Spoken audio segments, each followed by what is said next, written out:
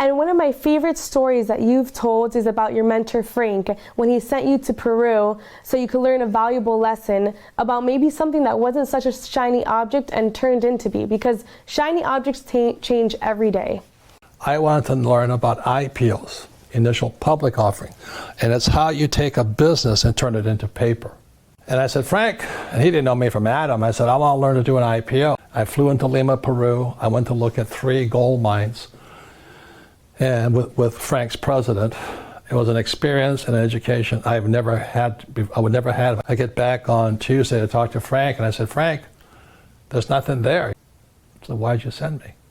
He says, I could have told you that. He says, most people don't have it. They want a job, and that's why they don't get to come here. So today, and I'm making millions and millions. I make more in a day than many people make in a lifetime. But it was worth it. That's why my poor dad was poor. He didn't like to make mistakes. Okay.